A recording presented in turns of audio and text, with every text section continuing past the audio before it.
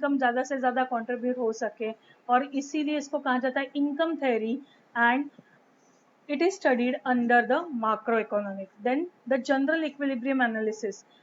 Micro economics में partial equilibrium था, यहाँ पे जनरल इक्विलिब्रियम है. Micro economic deals with the behaviour of large aggregate and their functional relationship. General equilibrium deals with the behaviour of demand supply prices in the whole economy. पूरे economy में demand और supply कितना है, क्या है, इसके बारे में जो स्टडी किया जाता है. और ये तभी पॉसिबल है जब demand is equal to supply. जब ये दोनों चीजें एक पॉइंट पे आएगी तो ये पॉइंट ऐसा रहेगा जहाँ पे नो प्रॉफिट नो लॉस, और वी कैन से ये ऐसा पॉइंट आता है कि इस पॉइंट के अगर ऊपर या नीचे जाएंगे तो किसी ना किसी को तो नुकसान होता है. बट दैट इज, ये पॉइंट अचीव करना, दैट इज जनरल इक्विलिब्रियम. और ये तभी पॉसिबल है जब मैक्रो इकोनॉमिक्स मेरे पास है. सो it deals with the behavior of large aggregate and their functional relationship. Now the interdependence. Interdependence क्या है? Macro analysis takes into account interdependence between aggregate economic variables such as income, output, employment, investment, price level, etc. यहाँ पे उन्होंने already एक example दिया है, हम लोग इसी को देखते हैं. Changes in the level of investment. Investment क्या है? एक सिंपल लैंग्वेज में, सिंपल तरीके से आप लोग सबको ये पता है कि अगर मैं आज बैंक में कुछ पैसा डालूं तो मुझे उसके ऊपर इंटरेस्ट मिलेगा at the end of 1 year और सेव मोर देन 1 और 2 ईयर्स. और वो इंटरेस्ट के साथ जो मुझे पैसा मिलेगा, दैट इज माई इन्वेस्टमेंट. ये मेरा इन्वेस्टमेंट है. जैसे शेयर्स में अगर पैसा डालेंगे तो मुझे डिविडेंड मिलेगा, ये मेरा इन्वेस्टमेंट है. सो ये इंटरडिपेंडेंट कैसा है, और मैक्रो इकोनॉमिक्स यहाँ पे क्या स्टडी करता है कि अगर एक इन्वेस्टमेंट का रेट चेंज होता है तो बहुत सारे उसके ऊपर इम्पैक्ट होता है, बहुत सारी चीज़ों पे इम्पैक्ट होता है. जैसे आप न्यूज़ में देखते हैं कि आरबीआई ने रेपो रेट कम कर दिया, हाउसिंग लोन का रेट कम कर दिया. अब ये एक रेट चेंज होने से क्या फ़र्क पड़ता है, आप लोग सोचोगे? ऐसा नहीं है, एक रेट चेंज होने से बहुत सारी चीज़ों पे फ़र्क पड़ता है. बिकॉज एज अ कंज्यूमर और एज ए जनरल पर्सन, मुझे अगर पता है कि मैंने अगर बैंक में आज 10,000 रुपये डाले और मुझे वो 2 साल के बाद 15,000 मिल रहे, तो डेफिनेटली मैं डालूंगी. लेकिन वहीं पे 15 की बजाय 14 मिलेंगे तो मैं सोचूंगी मैं बैंक में क्यों पैसा डालूं, इसको तो मैं बिजनेस में लगा, तो 15 की जगह मुझे 20,000 भी मिल सकते हैं.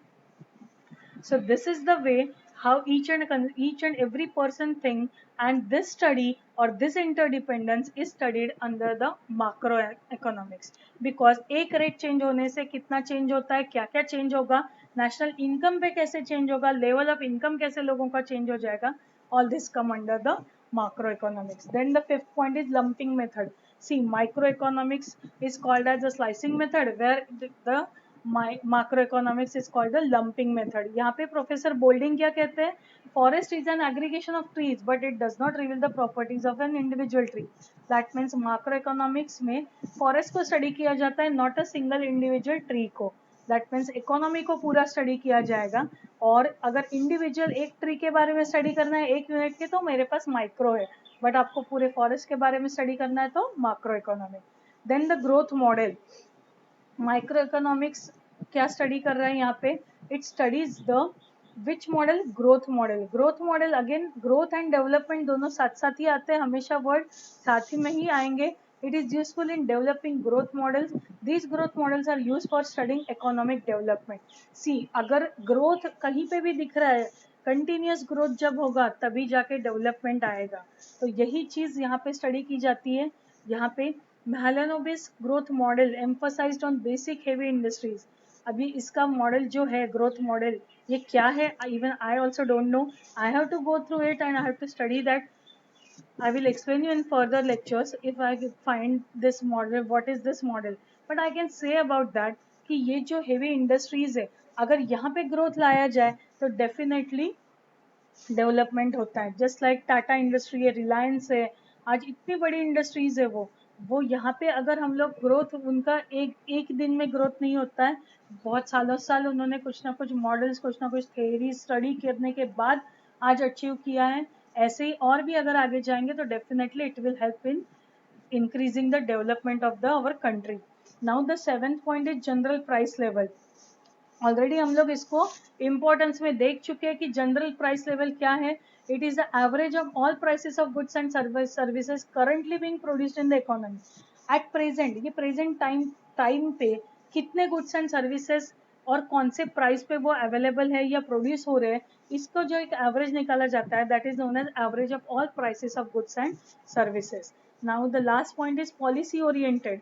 अकॉर्डिंग टू द कीन्स, ये कीन्स भी एक इकोनॉमिस्ट है जिन्होंने माक्रो इकोनॉमिक के बारे में कुछ कहा है, that it is a policy oriented science. See in the first lecture already I told you about economics is a social science, that's why ये माक्रो इकोनॉमिक स्टडी भी है, उसको कहा जाता है it is a policy oriented science. कुछ policies बनाए जाते हैं, कुछ पॉलिसीज क्रिएट किए जाते हैं, उसको फॉलो किया जाता है, तभी जाके कंट्री की डेवलपमेंट होती है, नेशनल इनकम उनका बढ़ता है, और all this come under the macro economics. So now I will explain you the importance. See importance, feature, scope, ये सब तीनों सिमिलर है, आपको सब सेम सेम ही लगेगा, बट आपको हर एक पॉइंट को इस तरीके से आपको लिखना है ताकि जो क्वेश्चन है उस हिसाब से आपका आंसर होना चाहिए.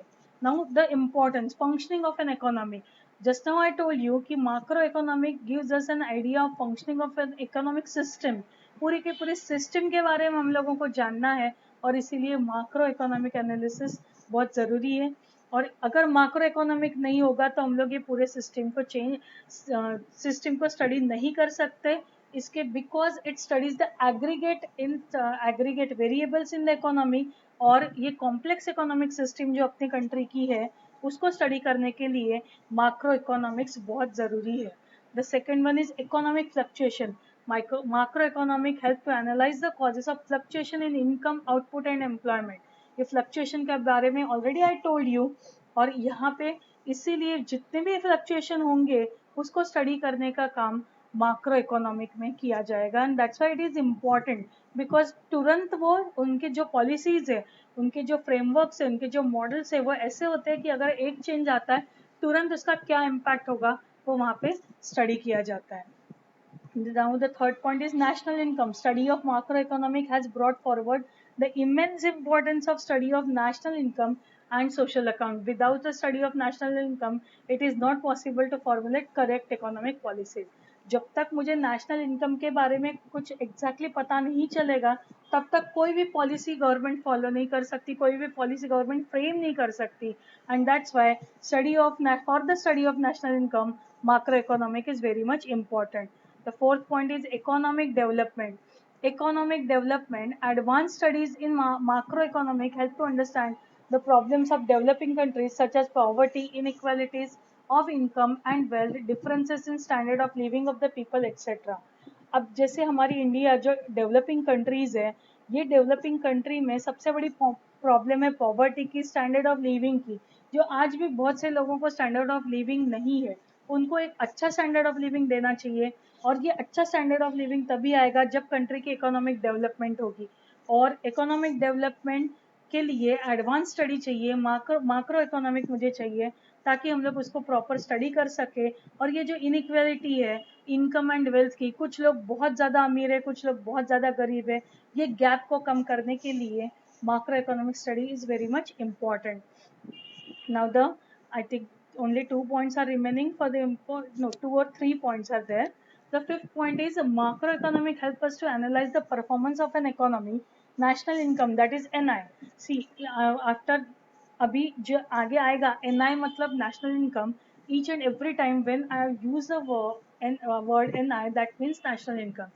NI estimates are used to measure the performance of an economy over time by comparing the production of goods and services in one period with that of other period.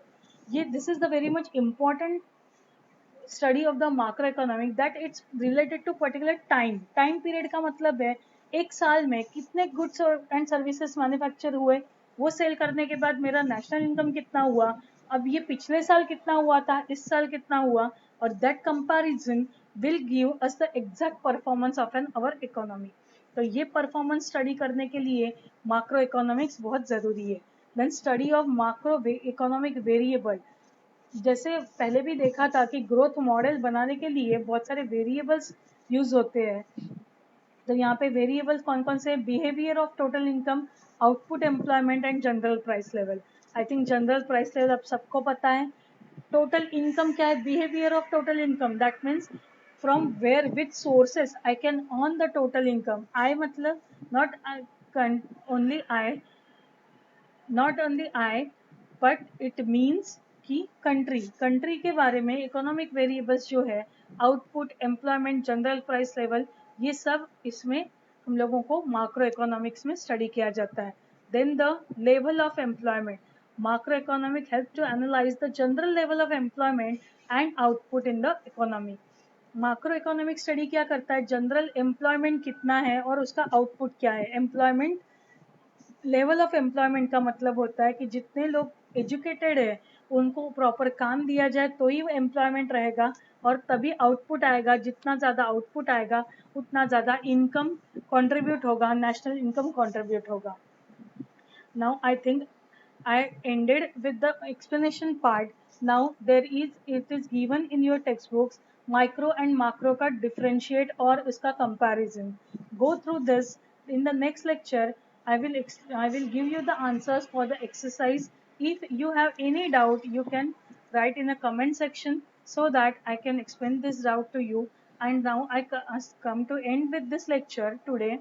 I will I think microeconomics and macroeconomics I explained you in a very good manner. If you have any doubt in the any topic, you just give me in the comment section so that I will explain you in the next lecture. So now today I end this lecture. If you like my video, please hit the like button and subscribe to my channel so that you will get the